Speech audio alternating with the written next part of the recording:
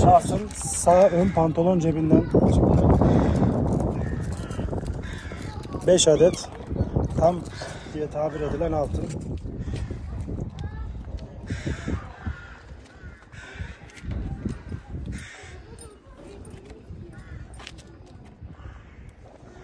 Başkaca bir suç unsuru yok şahsın üzerinde.